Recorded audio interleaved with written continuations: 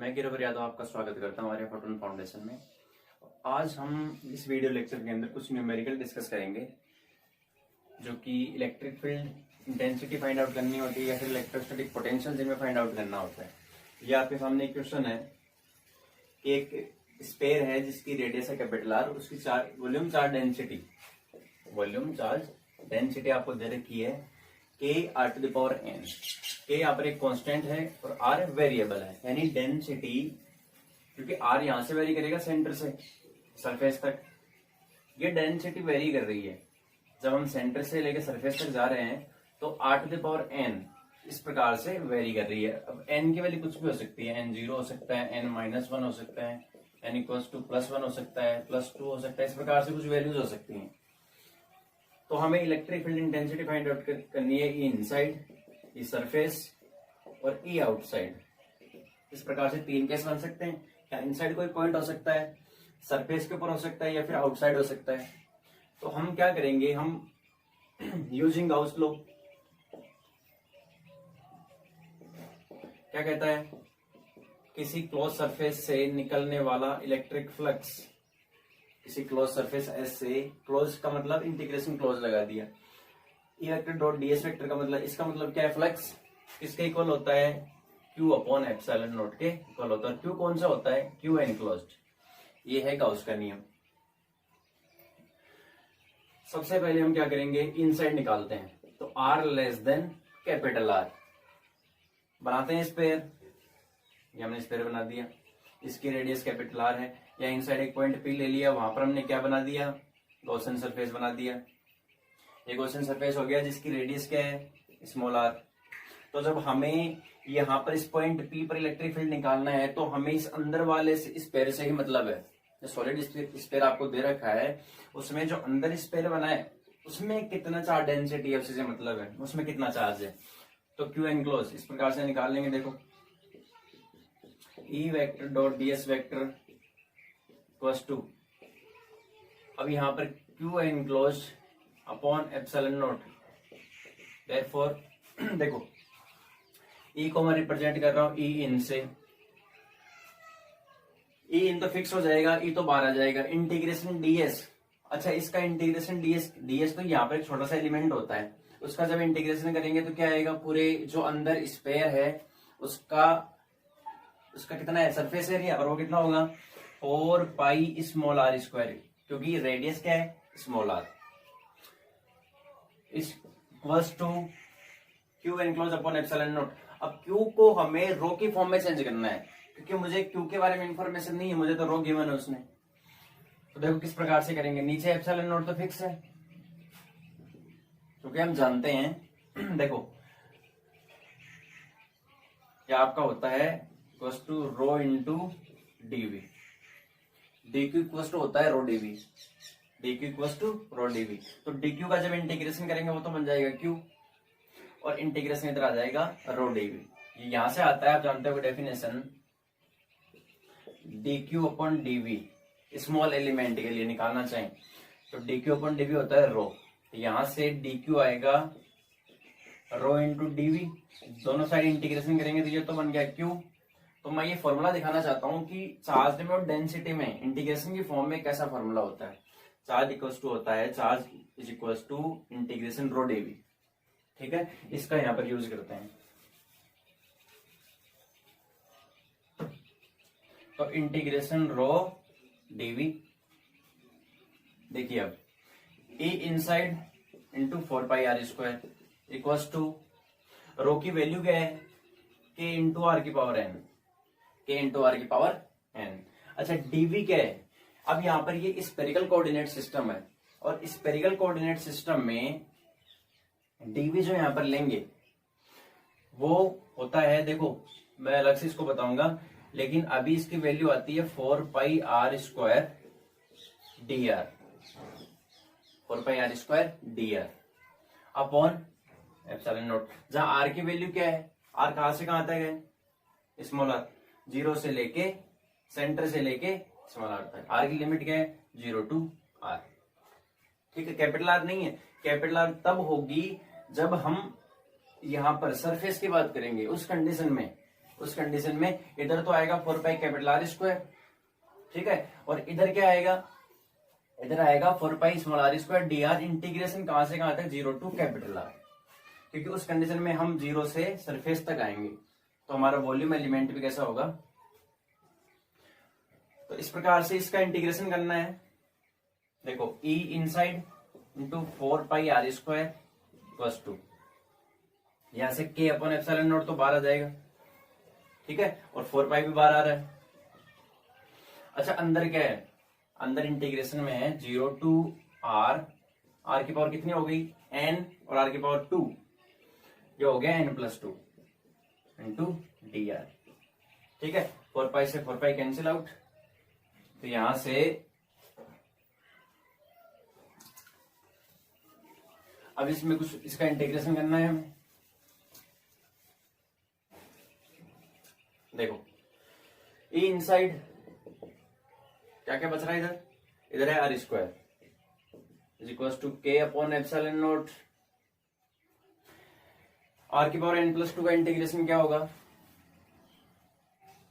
Are की power n का कितना होता है, आर की पावर n+1 अपॉन n+1, तो इसका हो जाएगा जैसे इंटीग्रेशन होता है आर की पावर n का,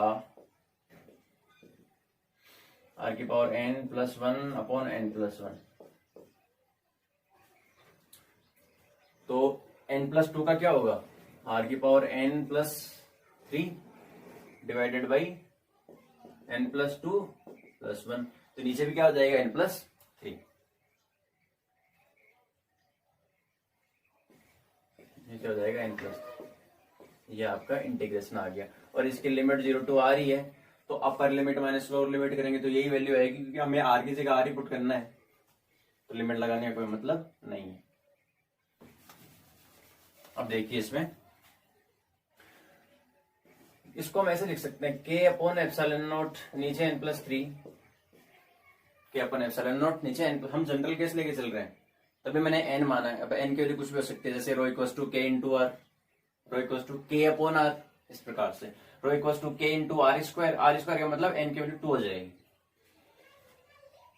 और ऊपर क्या है, इसको हम ऐसे लिख सकते हैं आर की पावर n और आर की पावर 3, ठीक है। अब देखो आर स्क्वायर से आर की पावर 3 कट जाएगा और एक पावर बच जाएगी, ठीक है, तो ई इनसाइड कितना आ जाएगा, k upon epsilon naught, r की पावर कितनी बच रही है n+1 अपॉन n+3। यह आपका अंदर इनसाइड में इलेक्ट्रिक फील्ड का आंसर आ चुका है, इतना इलेक्ट्रिक फील्ड होगा। अब यदि सपोज कीजिए रो equals to k into are they रखा है उसमें, कि डेंसिटी इस प्रकार से है रो equals to k into are, तो हम क्या करेंगे, एन की वैल्यू कितनी है यहाँ पर 1, तो 1 पुट कर देंगे यहाँ पर, तो आंसर क्या आ जाएगा, k upon epsilon naught r square upon यहाँ पर 1 आर स्क्वायर अपॉन 4, इस प्रकार से आंसर निकाल लेंगे। अभी क्या है, अभी एन है यहाँ पर,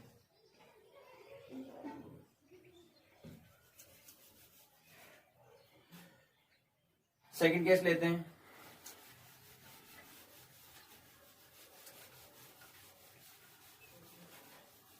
जैसे ही केस कंप्लीट हो जाएंगे फिर मैं बता दूंगा कि इंटीग्रेशन जो डीवी है, जो इंटीग्रेशन एलिमेंट वो डीवी है, वो मैंने 4 pi are square D R क्यों लिया है। लेकिन उससे पहले हम केस डिस्कस कर लेते हैं। अब हम निकालेंगे सरफेस के ऊपर। इसके लिए हम क्या करेंगे, सरफेस के ऊपर ही बात करेंगे। कोई पॉइंट पी होगा, अब देखो यहां पर ही गॉसियन सरफेस बनेगा, तो ए इंटू डी एस यानी E surface into 4 pi capital R square surface कह दिए, और Q enclosed upon epsilon naught, तो integration rho DV upon epsilon naught. Q का मतलब इंटीग्रेशन रो डीवी। अब इसमें हम इंटीग्रेशन करेंगे इसका, फिर लिमिट लगाएंगे 0 टू कैपिटल आर, तो इंटीग्रेशन तो वही आएगा जो ये है, बस लिमिट क्या हो जाएगी 0 to capital r. 0 to capital r का मतलब क्या है कि जो स्मॉल आर है उसकी जगह कैपिटल आर आएगा बस यहाँ पर। तो इसका आंसर क्या आएगा, के अपॉन एप्सिलॉन नॉट।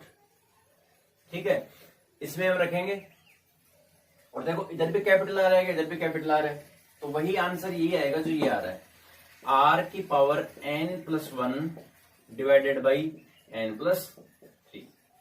बस कैपिटल आर में कन्वर्ट हो जाएगा और बाकी वही सेम आंसर है। अब हम चलते हैं तीसरे केस के ऊपर।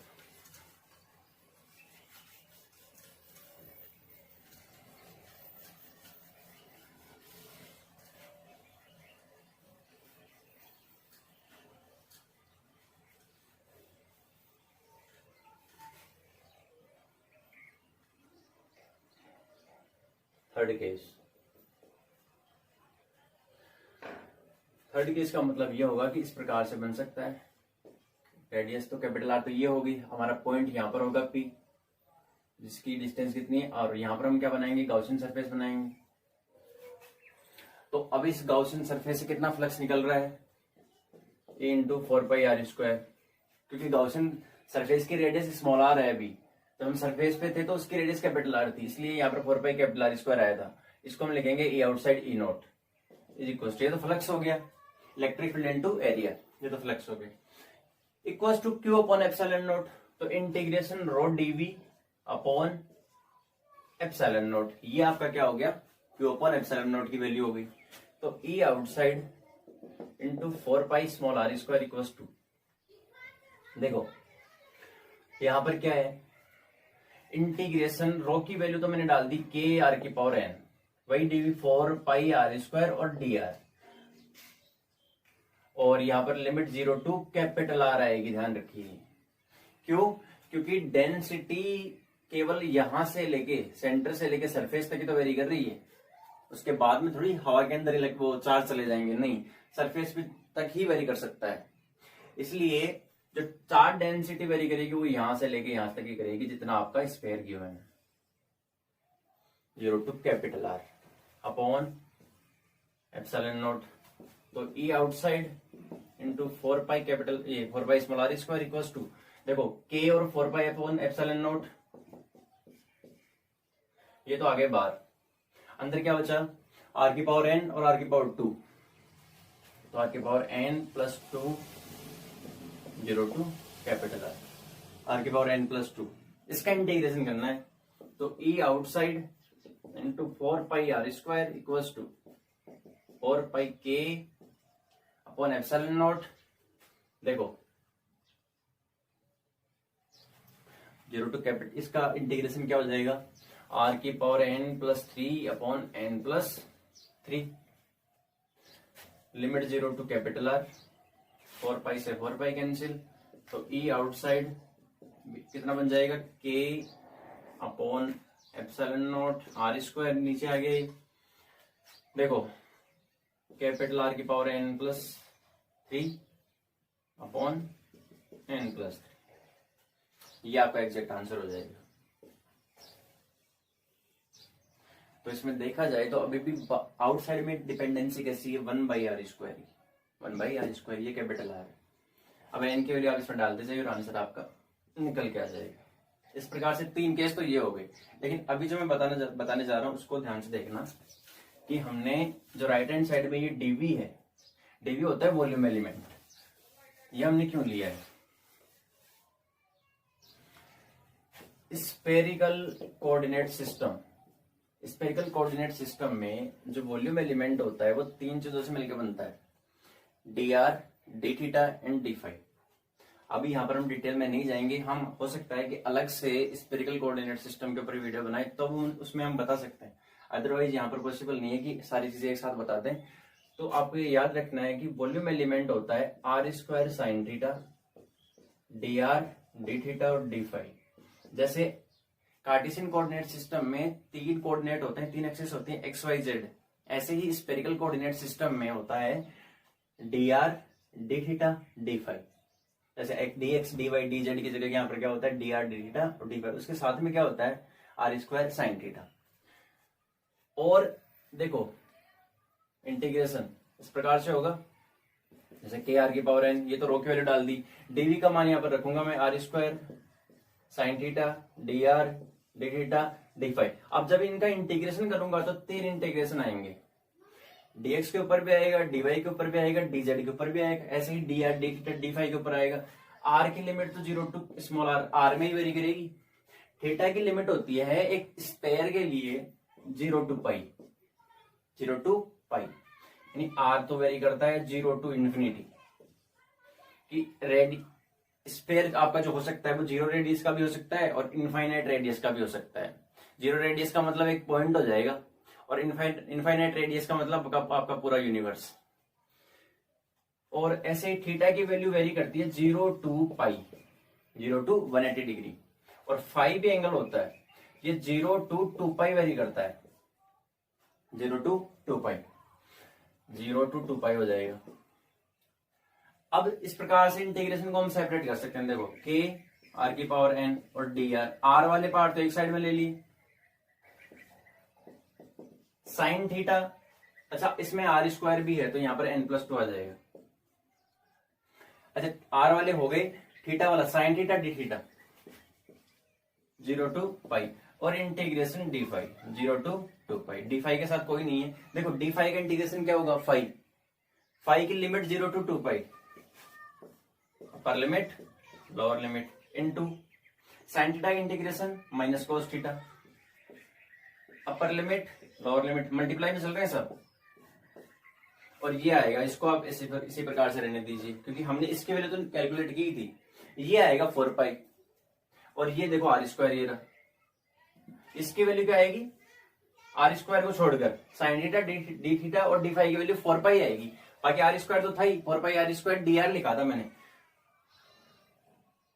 आर स्क्वायर डी आर, और इन तीनों की value sine theta d phi की वैल्यू लिखी थी 4 पाई, तो 4 pi are square D r लिखा था मैंने। यहां से देखो आसानी से आएगा, अपर लिमिट रखेंगे कोस माइनस कोस पाई और minus minus plus cos 0 into upper limit 2 pi minus lower limit, इसकी वैल्यू कितनी है 1 + 1 2, 2 × 2 पाई 4 पाई,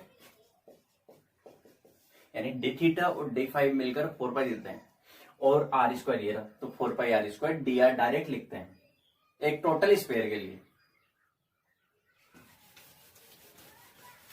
लेकिन आपको याद कर रखना है कि डी भी होता है r square sine theta d r d theta and d phi. इतना यदि आप याद रखते हैं तो आपका काम हो जाएगा। क्वेश्चन नंबर 2, जिसके अंदर हम एक स्पेयर का ही जैसे स्पेरिकल सेल लेते हैं उसकी वजह से इलेक्ट्रोस्टैटिक पोटेंशियल फाइंड आउट करते हैं। सबसे पहले एक स्पेरिकल सेल लेंगे, एक स्पेरिकल सेल दे रखा है,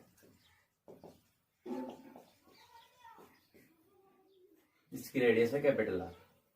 स्पेरिकल सेल कैसा होता है, जैसे आपकी बॉल होती है प्लास्टिक की जो अंदर से खाली होती है, उस टाइप का होता है एक स्पेरिकल सेल। और इस स्पेयर सेल के ऊपर इसने चार्ज दे रखा है कैपिटल क्यू चार्ज है। तो इसके लिए हमें क्या करना है, वी इनसाइड निकालना है, वी सरफेस निकालना है और वी आउटसाइड निकालना है। तीनों हमें कैलकुलेट करना है। अंदर पोटेंशियल कितना है, सरफेस पे पोटेंशियल कितना है और आउटसाइड पोटेंशियल कितना होगा इस स्फेरिकल सेल की वजह से। तो सबसे पहले हम जाएंगे डेफिनेशन के ऊपर। देखो पोटेंशियल की डेफिनेशन क्या थी,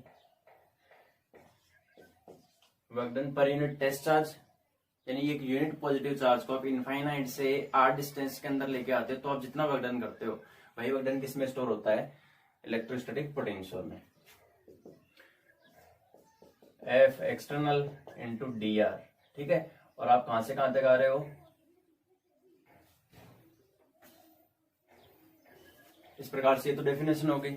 लेकिन यदि मैं इसको एफ एक्सटर्नल की जगह एफ इलेक्ट्रोस्टैटिक रिप्लेस करूं तो उस कंडीशन में आप कहां से कहां तक आते हो, infinite to are 1 Q.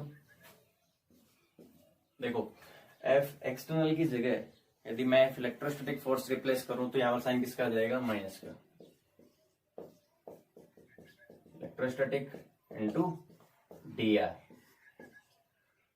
We equals to infinite, f equals to क्या होता है, क्यू इंटू ई।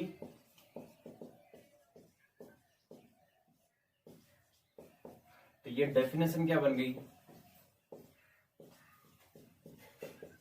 फॉर्मूला डेफिनेशन, मैथमेटिकल डेफिनेशन क्या बन गई कि V इक्वल्स टू होता है इलेक्ट्रिक फील्ड में पोटेंशियल में ये रिलेशन होता है, V equals to minus integration from infinity to R, जहां तक आप चार्ज को लेके आ रहे हो पॉजिटिव चार्ज को, E इंटू डी आर।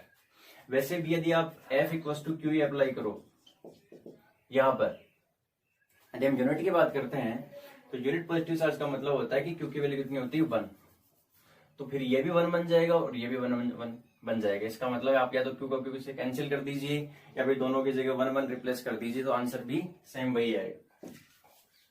तो ये फॉर्मूला में काम में लेके चलना है कि पोटेंशियल निकालना है तो पहले इलेक्ट्रिक फील्ड पता होना चाहिए, उसका क्या करना है, इंटीग्रेशन करना है।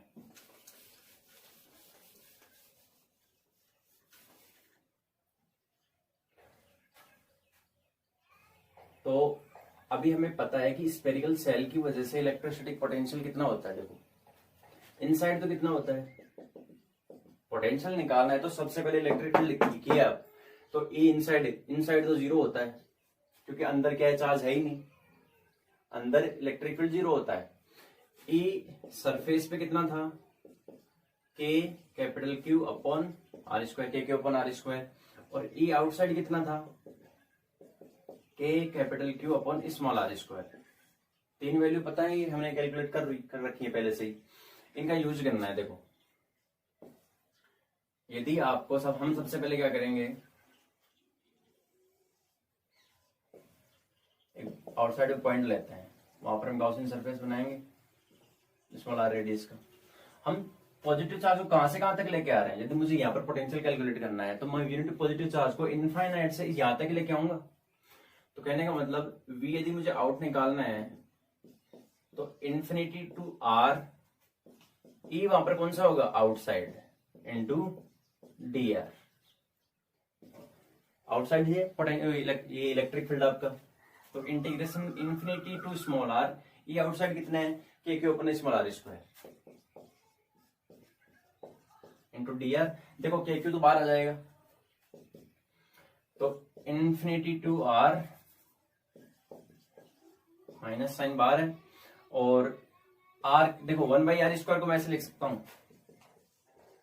अब इसका इंटीग्रेशन तो करना है, माइनस के क्यू, इसका इंटीग्रेशन हो जाएगा -2 + 1 और limit 0 to small r, minus k q. अब इसमें लिमिट पुट करनी है, नीचे देखो क्या आ रहा है, -1 आ रहा है, तो ये माइनस में हो गया, तो r की पावर -2 + 1 डिवाइडेड बाई -1 और -0, क्योंकि हमें r की जगह क्या पुट करना है, 0 की पावर समथिंग 0 ही आएगा आंसर। यहां से देखो क्या आ रहा है, माइनस माइनस तो क्या हो गया, प्लस हो गया, r की पावर कितनी हो गई, -1, r की पावर -1 का मतलब, तो आंसर क्या आ रहा है, k q upon are. Answer क्या है आपका, के क्यू अपॉन आर, यानी इलेक्ट्रिक फील्ड तो के क्यू अपॉन आर स्क्वायर है और पोटेंशियल कितना है, k q upon are. Power 1 क्या हो गई नीचे, जो आर स्क्वायर थी वो डिपेंडेंसी कैसी हो गई, 1/r की। तो सरफेस के लिए हम क्या करेंगे, इनफाइनाइट से कैपिटल आर तक आएंगे, सरफेस के ऊपर आएंगे इन्फिनिटी से सरफेस के ऊपर, electric field into d r. तो हम क्या करेंगे, सरफेस पे आने के लिए इन्फिनिटी टू आर, अच्छा इलेक्ट्रिक फील्ड सरफेस से लेके बाहर कितना है, k q upon r square D r, यानी पिछले वाले की तरह ही है, लेकिन इंटीग्रेशन की लिमिट चेंज हो जाएगी इन्फिनिटी टू कैपिटल आर, क्योंकि हम जब बाहर से आएंगे तो एक्सटर्नल फील्ड में भी आएंगे, कहां तक आएंगे, सरफेस के ऊपर इलेक्ट्रिक फील्ड तक। तो के क्यू 1/r स्क्वायर का इंटीग्रेशन -1/r, माइनस माइनस क्या हो जाएगा, प्लस, तो इसका आंसर आ जाएगा के q upon capital R. Upper limit minus lower limit करेंगे तो 1/कैपिटल आर -1/इन्फिनिटी, 1/इन्फिनिटी वाला पार्ट 0 हो जाएगा, तो के q upon capital R potential बनेगा। तीसरा पार्ट करने के लिए हम क्या करते हैं, V इनसाइड कितना होगा, देखो आप इन्फिनिटी से स्मॉल आर तक आएंगे, ये आपका कैपिटल आर है, अंदर कोई पॉइंट है यहाँ पर P, इसकी जिसकी गॉसियन सरफेस बनाएंगे तो रेडियस क्या है, स्मॉल आर है। तो पहले आप क्या करोगे, इन्फिनिटी से कैपिटल आर तक आओगे, पहले आप इन्फिनिटी से कैपिटल आर तक आओगे और कैपिटल आर से स्मॉल आर तक आओगे। तो इन्फिनिटी से स्मॉल आर आने का मतलब है ई vector dot D R vector का मतलब हो गया, देखो 2 स्टेप टूट जाएंगे इसकी। आप डायरेक्ट इन्फिनिटी से स्मॉल आर नहीं आ सकते, इन्फिनिटी से कैपिटल आर पर आओगे और फिर कैपिटल आर से स्मॉल आर तक आओगे। क्यों? क्योंकि बाहर इलेक्ट्रिक फील्ड अलग है, अंदर इलेक्ट्रिक फील्ड अलग है, इसलिए ये तो हो जाएगा outside dot D R plus, ठीक है, माइनस देखो आर टू स्मॉल आर यानी सरफेस से अंदर, ई इन डॉट डी आर। अच्छा, ई इनसाइड तो इलेक्ट्रिक फील्ड है ही नहीं, मतलब ये वाला पार्ट क्या हो गया? जीरो। तो ये तो चला गया जीरो में। इसकी वैल्यू अभी हमने निकाली है, कितनी आई थी? के क्यू अपन कैपिटल आर। तो अंदर अंदर पोटेंशियल कितना आ रहा है? जितना सरफेस के ऊपर है, क्योंकि जितना पोटेंशियल सरफेस पे आया है यानी वो कितना आया था? के क्यू अपन कैपिटल आर, उतना ही अंदर है। अंदर क्यों है? क्योंकि अंदर इलेक्ट्रिक फील्ड है नहीं। तो आपको जब यहां से चार्ज को अंदर लेके जाओगे, चाहे आप यहां तक लेके जाओ, चाहे आप इस पॉइंट तक, चाहे सेंटर तक, इलेक्ट्रिक फील्ड नहीं है, इसका मतलब कोई अपोज करने वाला नहीं है। इसका मतलब आपको वर्क डन नहीं करना पड़ेगा। वर्क डन नहीं करना पड़ेगा मतलब क्या है? वो पोटेंशियल में कन्वर्ट नहीं होगा, यानी जितना पोटेंशियल सरफेस के ऊपर है उतना ही सेंटर तक रहेगा। क्यों होगा? इलेक्ट्रिक फील्ड जीरो है। और बाई मैथमेटिकल भी देख लो, कितना आ रहा है? K q upon are inside, और सरफेस के ऊपर कितना है? K q upon capital R, same है।